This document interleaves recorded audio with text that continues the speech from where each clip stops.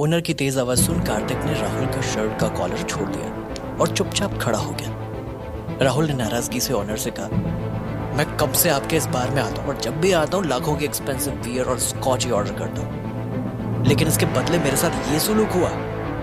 आपके इस बदतमीज 2 कौड़ी के वेटर ने मुझ पर हाथ उठाया। मैं ये बदतमीजी बिल्कुल बर्दाश्त नहीं करूंगा। अब भी पुलिस को कॉल करता हूँ, सब के सब जेल जाओगे। ये बोलकर राहुल ने गुस्से से अपने पॉकेट से मोबाइल निकाला। पुलिस का नाम सुनते ही ओनर ने राहुल से गिड़गिड़ाते हुए कहा, सर मैं जानता हूँ इससे बहुत बड़ी गलती हो गई, पर आपसे रिक्वेस्ट है, प्लीज आप पुलिस को रहने दें, प्लीज इसकी गलती माफ कर दें सर। ये अभी आपसे सॉरी बोलेगा। ये बात सुनते ही राहुल कार्तिक की ओर देखकर अच्छी स्माइल देने लगा। नील ने ऑनर से कहा, सर कार्तिक की कोई गलती नहीं थी। इस राहुल ने अपनी खुन्नस निकालने के लिए इस पर स्कॉच की पूरी बोतल पलटा दी और फिर झगड़ा शुरू हुआ था। ओनर ने जोर से उसे डांटते हुए कहा, यू शट अप। तुम क्या कार्तिक के लॉयर हो जो उसकी बदतमीजी पर पर्दा डाल रहे हो? फिर उन्होंने कार्तिक की ओर देखते हुए कहा, सर से माफी मांगो इसी वक्त, वरना मैं तुम्हें नौकरी से निकाल दूंगा। ये सुन शेनन ने सरकास्टिक स्माइल के साथ राहुल को देखा। साफ पता चल रहा था कि वो दोनों ओनर की बात से कितना खुश थे। कार्तिक ने लंबी सांस ली और कहा, मैं इससे माफी नहीं मांगने वाला, मेरी कोई गलती नहीं थी। ओनर ने एक बार फिर चिल्लाकर कहा, तो फिर ठीक है, यू आर फायर्ड। ये सुनकर नील घबरा गया, लेकिन कार्तिक ने बिना किसी शिकन के कहा, विद प्लेजर आई क्विट। फिर उसने अपनी टाई का नॉट लूज किया और बेफिक्र राहुल और शेनन को देख मुस्कुराते हुए वहां से निकल गया। उसे देख नील भी उसके पीछे पीछे चल पड़ा। सब अचानक उसके एटीट्यूड देखते ही रह गए। ओनर भी हैरान था कि इस गरीब बच्चे के अंदर इतनी अकल आई कहां से। उधर कार्तिक अपना बैग लेकर सुनसान सड़कों पर पैदल चले जा रहा था। नील भी उसके पीछे पीछे पहुंच गया। उसे देखकर कार्तिक ने कहा, तू यहाँ? नील ने उसके कंधे पर हाथ रखते हुए कहा, जहाँ कार्तिक रहेगा वहीं नील भी तो रहेगा ना। उसकी बात सुनकर कार्तिक के चेहरे पर एक प्यारी सी स्माइल आई, तो वो थोड़ा सा उदास होते हुए बोला, तुझे अपनी जॉब नहीं छोड़नी चाहिए थी। नील बोला, अरे वो सारी बातें छोड़, ये बता आगे क्या करना है? कार्तिक रोड के फुटपाथ पर लगी बेंच पर जाकर बैठ गया। अपने पॉकेट से मोबाइल निकालकर उसने दूसरा सिम चालू किया, जिसे उसने लगभग 6 साल पहले बंद कर दिया था। कार्तिक को मोबाइल में घूरते देख नील बोला, मैं पूछ रहा हूँ कि हमें आगे क्या करना है, और एक तू है जो मोबाइल देख रहा है। कार्तिक ने जैसे ही अपना पुराना सिम ऑन किया, उसमें ढेर सारे मैसेजेस आने लगे, जिसमें से एक मैसेज ओपन कर कार्तिक ने देखा तो वहां लिखा था, कार्तिक तुम इस वक्त जहाँ कहीं भी हो फौरन मित्तल पैलेस लौट कर आ जाओ, तुम्हें तुम्हारे राइट्स वापस किए जा रहे हैं। कार्तिक को यह मैसेज 7 दिन पहले आया हुआ था। मैसेज पढ़कर कार्तिक हैरान हो गया, लेकिन ये राइट्स तो मुझे मिलने में अभी वक्त था। फिर अभी से एक पल के लिए तो वो ये भी भूल गया कि इस समय नील भी उसके साथ है। कार्तिक की हल्की हल्की आवाज सुन नील ने अजीब सा फेस एक्सप्रेशन देकर कहा, कार्तिक तुझे फिर से दौरे पड़ने शुरू हो गए, या हमारे खाने के लाले पड़े हुए और एक तू है कि। कार्तिक के चेहरे पर एक अलग लेवल का कॉन्फिडेंस झलक रहा था। अचानक उसने वहां से टैक्सी को बुलाया और उसमें चढ़ने लगा।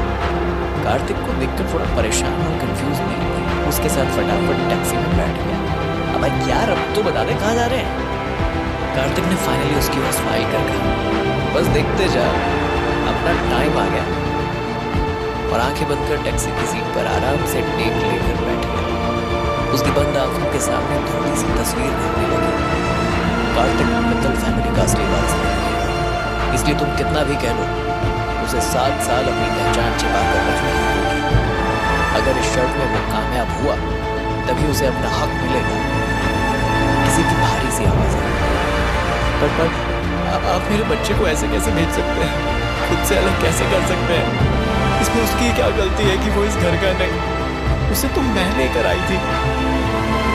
आपको भी ये बात पहले से पता थी तो आपने पहले मना क्यों नहीं किया? आप इस बच्चे के साथ मुझे भी सजा दे रहे हैं। कार्तिक के मां ने रोते हुए कहा, जो कह दिया सो कह दिया, अगर इस घर के लायक बनना है तो उसे इस दौर से गुजरना ही पड़ेगा। हम एक बच्चे के चलते इस महल के नाम पर आंच नहीं आने देंगे। सालों और पीढ़ियों की मेहनत है, इसके लायक बनना पड़ता है। ये आप ठीक नहीं कर रहे ठीक। कोई तो रोक लो, मेरे बच्चे को मत ले जाओ, ये मैं नहीं होने दूंगी। कार्तिक अपना बीता हुआ कल सोच ही रहा था, तभी एक बड़े से पैलेस के सामने टैक्सी रुकी और इसी के साथ उसकी खुलती आंखों से एक आंसू निकले। कार्तिक ने टैक्सी से उतर ड्राइवर को उसके पैसे दिए और दोनों हाथ अपने पॉकेट में डालकर उस आलीशान पैलेस को व्हाइट कलर के संगमरमर से बने उस आलीशान पैलेस के बड़े से गेट के बाहर पैलेस उस पैलेस को देखने कार्तिक से बड़ी एक्साइटमेंट के साथ कहा, अच्छा अब मुझे समझ में आया, तो अब हम यहाँ जॉब करने वाले हैं। Nice, very nice. पैलेस के अंदर एक बड़ा सा वाटर फाउंटेन था जिसमें अलग अलग कलर्स की लाइट्स लगी हुई थी। रात के वक्त वो फाउंटेन बेहद खूबसूरत दिखाई दे रहा था। साथ ही आसपास बहुत बड़ा गार्डन भी था जिसे देख कार्तिक वहां रुक गया। उसे रुका देख नील ने कोहनी मारकर धीरे से कहा, अब तू ये मत कहना कि तू गलती से यहाँ आ गया। देख यार, मैंने यही नौकरी करने का मन बना लिया, अब बस। तभी वॉचमैन भागते हुए उन दोनों की तरफ आया, अपने जेब से निकालकर एक चाबी कार्तिक को पकड़ाते हुए बोला, वेलकम बैक प्रिंस। कार्तिक उसकी तरफ देखकर हल्का सा मुस्कुरा दिया। नील ने वॉचमैन को करेक्ट करते हुए कहा, इनका नाम प्रिंस नहीं कार्तिक है। पर वॉचमैन और कार्तिक दोनों ने ही इस बात को इग्नोर कर दिया और कार्तिक अंदर एंटर करने लगा। पैलेस का लिविंग रूम बेहद बड़ा और खूबसूरत था। वहां सेंटर पर काफी बड़ा सा एक्सपेंसिव झूमर टंगा हुआ था और बड़े बड़े आलीशान व्हाइट कलर के सोफे रखे हुए थे। जब नील अंदर आया तो उसका मुंह ये सब देखकर खुला का खुला रह गया। तभी वहां एक आदमी आया जिसकी उम्र तकरीबन 55 से 60 के बीच रही होगी। उन्होंने महंगा 3-piece सूट पहना हुआ था और हाथों में महंगी छड़ी थी। चेहरे पर फ्रेंच कट सफेद दाढ़ी उनकी उम्र की गवाही दे रही थी। उन्होंने जैसे ही कार्तिक को देखा बहुत खुश हुए और कहा, वेलकम बैक प्रिंस। कार्तिक ने उन्हें गौर से देखकर पहचानने की कोशिश की। उस शख्स ने सामने आकर कहा, प्रिंस, मैं आपका फैमिली लॉयर हर्षल चौहान, आपके पिताजी का सबसे खास दोस्त। आपको याद है, हम तब मिले थे जब आप 8 साल के थे। उनके इतना कहते ही कार्तिक ने पहले कुछ सोचा और फिर अचानक से उसके चेहरे पर एक बड़ी सी स्माइल आ गई। वो चौहान अंकल के गले लग गया।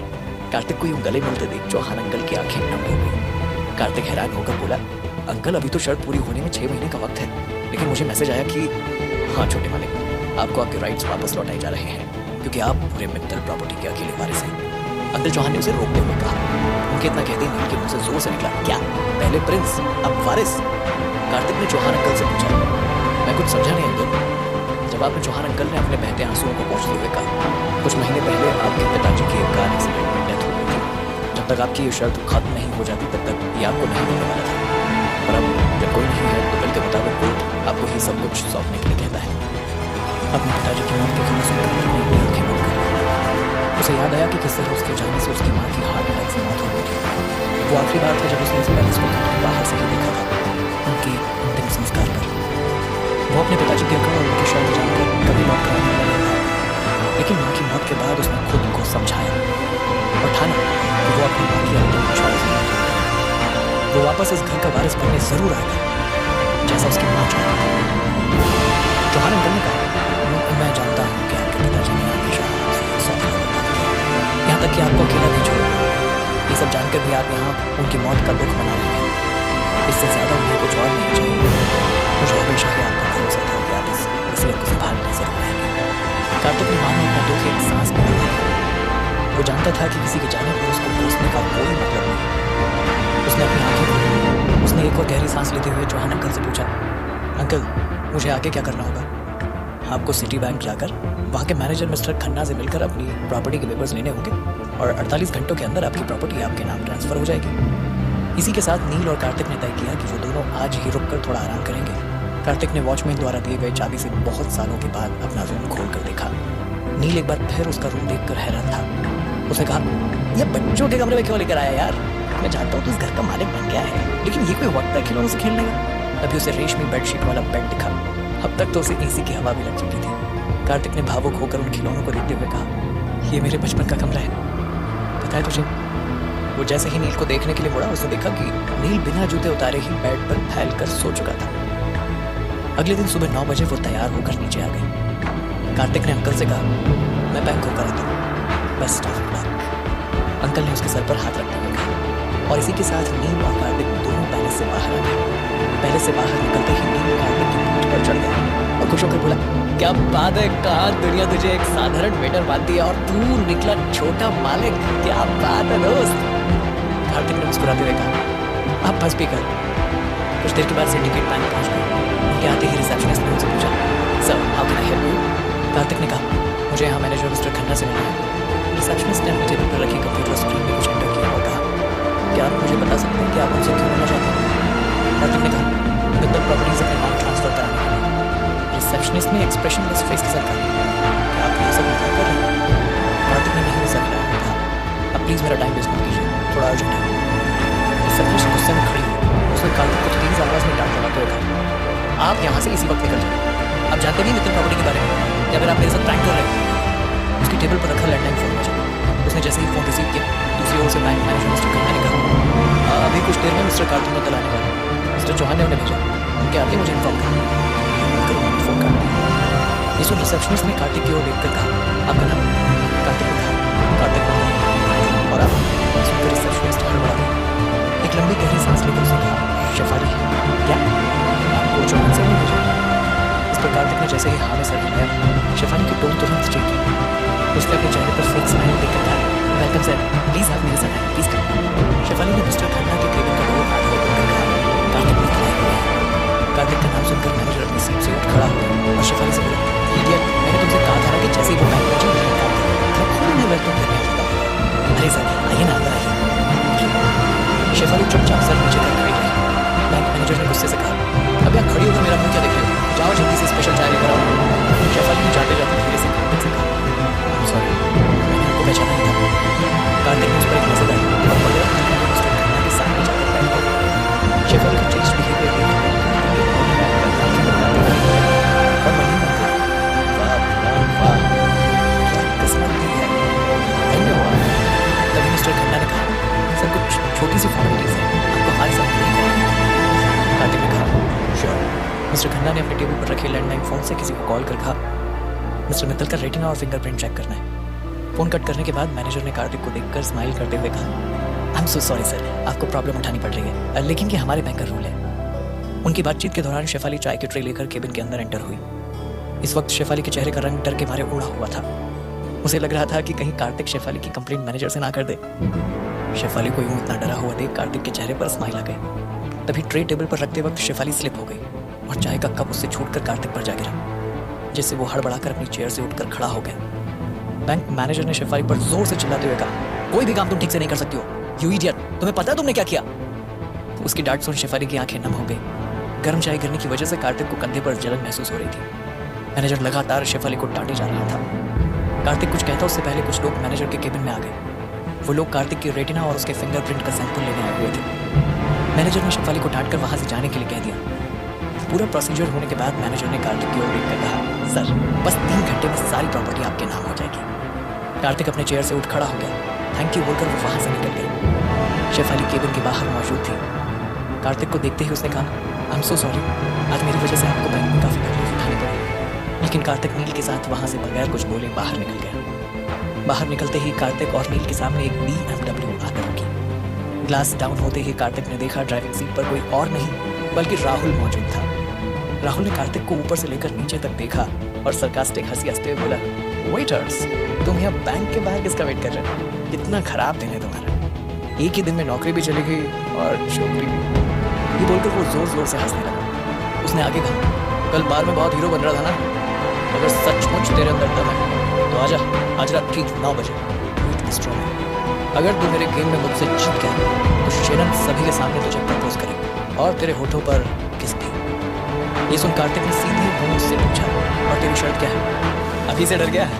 राहुल ने टेढ़ी हंसी हंसते हुए कहा। कार्तिक ने कहा, अपनी शर्त बता।